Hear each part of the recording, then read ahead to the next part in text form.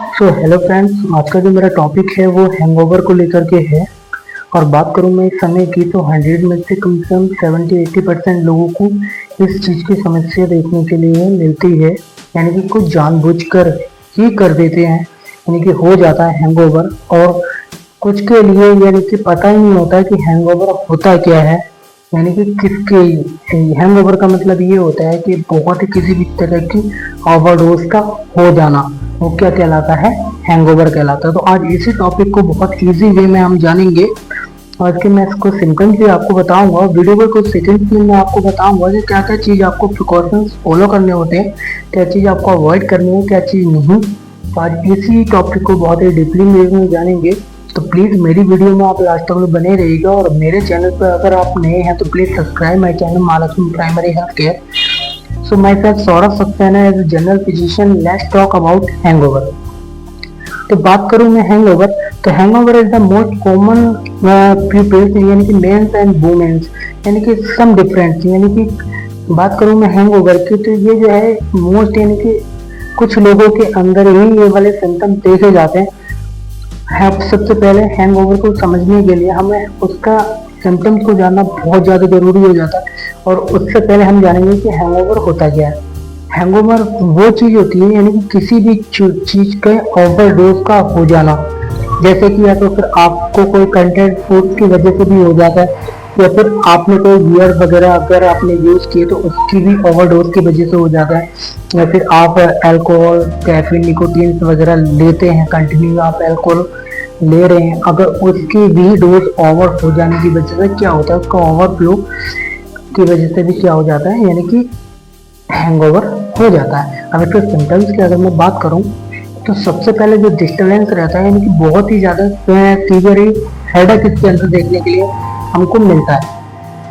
Severe headache का मतलब ये होता है कि यानी कि आपको बहुत ही ज़्यादा तेज से सिर में दर्द रहेगा, और सिर में दर्द होने के साथ साथ क्या होता है कि जो आपका रेगुलर स्लीप पैटर्न्स होता है वो भी आपका बिगड़ जाता है। यानी कि जो आप सोते हैं यानी कि सोने से भी आपको दिक्कत आएगी, जैसे कि इंसोम्निया वगैरह, यानी कि उचक जाना या फिर डर सा लग जाना, या फिर इस तरीके के वाले सिम्टम्स मिलेंगे। और इसका जो अगला सिम्टम्स की अगर मैं बात करूँ तो जैसे नोजिया फील होता है, जिसको हम जी मिचलाना, उल्टी आना, या फिर एसिड रिफ्लेक्शन का ज़्यादा बढ़ना, तो ये भी चीज़ भी इसके अंदर ये वाला सिम्टम्स भी देखा जाता है।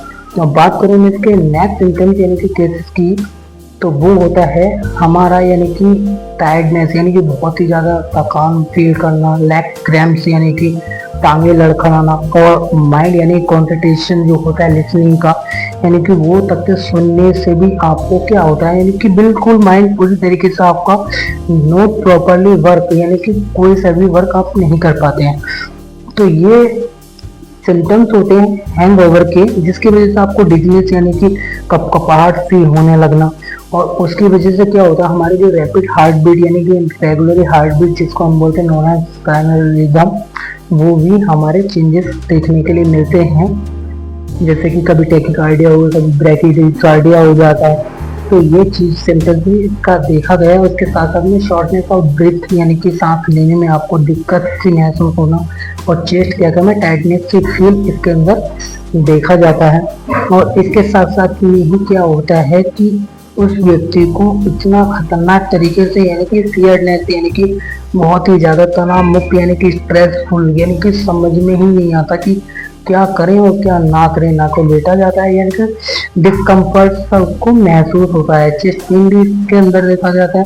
और उसके साथ साथ में क्या होता है कि गैस्ट्रोइंटेस्टाइनल एसिड रिफ्लेक्शन जो मैं आपको बता रहा हूँ, यानी कि पूरा जो डाइजेशन का सिस्टम है यानी कि वो चीज़ सारा का सारा में इनबैलेंस हो जाता है, जिसको हम बोलते हैं इलेक्ट्रोलाइट, जिसमें सोडियम, पोटेशियम और कैल्शियम क्लोराइड होता है। तो यानी कि क्वांटिटी घट जाती है, जिसकी वजह से क्या होता है कि इंसान को कपकपाहट, घबराहट, कभी टैकीकार्डिया यानी कि डिफिब्रिलेशन का अच्छे से वर्क का ना करना। और ये ज़्यादातर सिम्टम्स उस लोगों के साथ में ज़्यादा देखने के लिए मिलते हैं जो अल्कोहल, कैफीन, निकोटीन या फिर स्मोकिंग वगैरह करते हैं। मान लो कि आप पार्टीज वगैरह में गए और आपकी लिमिट है सिर्फ ओनली यानी कि 1 पैक यानी कि एक की ही ड्रिंक की लिमिट आपकी है, और उससे ज़्यादा अगर आपने ले लिया और उसके ऊपर का काफ़ी कार्बोहाइड्रेट्स आपने, प्रोटीन्स और फैट्स, फाइबर यानी कि मिनरल्स आपने लिया है फिर कोल्ड ड्रिंक के साथ में या फिर किसी भी चीज़ के, तो उसका क्या होता है,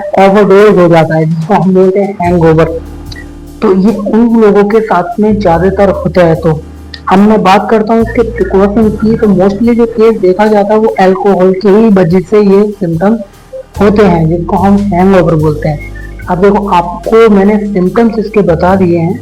अब ये it is not a disease and it is not a symptoms, ये ओनली सिर्फ हैंगओवर यानी कि किसी की भी चीज का ओवरडोज का हो जाना, यानी कि एंटिक रिएक्शन किसी भी चीज का हो जाना, कर्टेन फूड्स या फिर कैफीन, निकोटीन, अल्कोहल या फिर किसी भी फूड्स को लेकर जो भी आप बाहर का खाना खाते हैं, तला भुना जितना भी है, यानी कि गट हेल्थ की प्रॉब्लम, ये सारे के सारे जो है हैंगओवर ही कहलाता है। और ये हैंगओवर ऐसा होता है कि आपको शुरुआती के 24 घंटे तक लो इसके अंदर बहुत ही सारे चेंजेस देखने के लिए मिलते हैं, जैसे कि बीपी का एकदम से घट जाना, ब्रेडिकार्डिया यानी कि हार्ट बीट का एकदम से चले जाना, आपको सोते भी यानी कि डर सा लगना, और इसकी वजह से एपिगैस्ट्रिक के अंदर यानी कि पेन का हो जाना, नोजिया यानी कि बहुत ज्यादा उल्टी जैसा करके आना। तो सारे के सारे जो सिम्टम्स इसके मैंने अभी आपको बताए, अब मैं आपको इसके प्रिकॉशंस बताता हूँ। अगर आपको हैंगओवर से यानी कि बचना है तो फर्स्ट ऑफ ऑल आपको, अगर आप अल्कोहल, कैफीन, निकोटीन वगैरह लेते हैं तो उसको प्लीज अवॉइड, अगर अवॉइड नहीं भी करें तो उसको एक लिमिटेशन के अकॉर्डिंग आपको खाना पड़ेगा। कार्ब्स, प्रोटीन, फैट्स, फाइबर्स और मिनरल्स, ये जो 5 चीजें हमारी बॉडी के लिए बहुत ही ज्यादा हेल्पफुल होती है, जिसको हमें एनर्जी मिलती है। हार्ट, लंग्स, लीवर, इंटेस्टाइन, ये हमारे ऑर्गन्स यानी कि हमको जिंदा रखने के लिए काम में आते हैं। अगर इन्हीं के अंदर कोई प्रॉब्लम हमको देखने के लिए मिलती है तो क्या होता है कि पूरी बॉडी का जो हमारा सिस्टमेटिक, जिससे हम इम्यून सिस्टमेटिक सिस्टम बोलते हैं, वो चीज कभी हमारा शेड्यूल खराब हो जाता है। इलेक्ट्रोलाइट की बैलेंस की वजह से, इनबैलेंस की वजह से कभी कभार इलेक्ट्रोलाइट की वजह से आपको फ्लूइड्स वगैरह की भी जरूरत पड़ती है, उसमें मल्टीविटामिन आपको लगवा सकते हैं।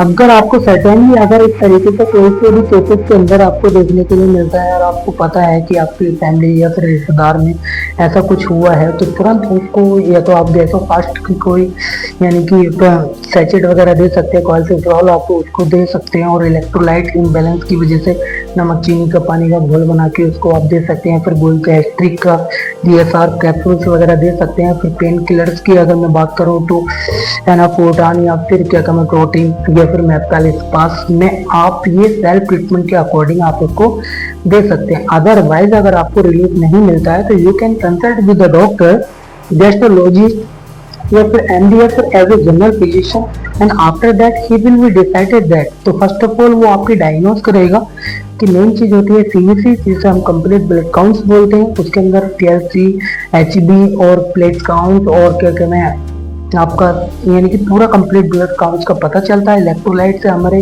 सोडियम और पोटेशियम यानी कि जिसकी वजह से हमारा इलेक्ट्रोलाइट इनबैलेंस हुआ इसके बारे में हमको पता चलता है। और दूसरा है इसमें ESR यानी कि CRP भी कभी कभार बढ़ जाता है, तो वो चीज़ को आपको अवॉइड नहीं करना है, तो आपको कंसल्ट करना है। उसके बाद में आपको उसके प्रेस्क्रिप्शन के अकॉर्डिंग आपको उसके ट्रीटमेंट्स को फॉलो करना है। सो फ्रेंड्स, नो इंफॉर्मेशन यानी कि I specific no suggest all the treatment, क्योंकि मैं बगैर इंफॉर्मेशन यानी कोई भी ऐसी कोई इंफॉर्मेशन आपको नहीं दे सकता। बट हाँ, इतना श्योर मैं आपसे कह सकता हूँ 100% इस केसेस में, यानी कि इस सिम्टम्स को अगर आपको देखने के लिए मिलता है, हैंगओवर अगर आपको किसी वजह से हो जाता है, अगर इमरजेंसी के दौरान पे जो मैंने आपको सेल्फ ट्रीटमेंट के तौर पे बताया, तो अगर आप ये चीज़ ले लेते हैं और आपको रिलीफ मिल जाता है तो बहुत अच्छी बात है। बट अगर आपको इस तरीके से रिलीफ नहीं मिलता है तो you can consult with the doctor. तो वो मैं आपको प्रेस्क्राइब करूंगा गैस्ट्रोलॉजिस्ट, जो कि पेट वाला डॉक्टर होता है, वही आपको देखता है। डायग्नोज करने के बाद में फ्लूइड्स की आपको जरूरत पड़ेगी और जो इलेक्ट्रोलाइट इनबैलेंस हो उसके द्वारा आपकी मेडिसिन चलती है, जिसे LFT हम बोलते हैं, ओवर फंक्शन टेस्ट। वो चीज भी करानी बहुत ज्यादा जरूरी रहती है, क्योंकि उसमें भी SGOT, SGPT का बढ़ जाना यानी कि बहुत सारी, क्योंकि ये आगे चल के बहुत सारी चीज़ों को क्रिएट करती है और बहुत सारे डायग्नोस यानी कि बीमारियों का अवगाहन होता है। अगर आप अल्कोहल या फिर निकोटीन वगैरह अगर आप कुछ भी चीज़ ऐसी करके रहते हैं तो प्लीज़ अवॉइड दिस। अगर अवॉइड ना कर सके तो सिर्फ एक लिमिट के अनुसार आप उस चीज़ को यूज़ करें। फूड्स के अंदर अगर आप कोई बाहर का ज़्यादा कार्बोहाइड्रेट्स वगैरह अगर आप लेते हैं तो उसको तो एक क्वांटिटी पाई करें और फिर घर का ही खाना खाएं। और सुबह उठो के साथ ही आप दिन की शुरुआत अपनी वाटर के साथ में करिएगा। उसके बाद में आपको मेडिटेशन करनी है 10 से 15 मिनट और उसके बाद सूर्य नमस्कार और अपने डेली का शेड्यूल्स बनाइए। अगर आप बिजनेस करते हैं फिर ऑफिस या जॉब करते हैं तो ये प्रिकॉशंस अगर आप फॉलो करते तो 100% श्योर कि आपको कभी भी ऐसा देखने के लिए नहीं मिलेगा। तो I hope you have understood my videos. तो मिलते हैं नेक्स्ट टॉपिक में और नेक्स्ट वीडियो के साथ and then take care, bye bye guys.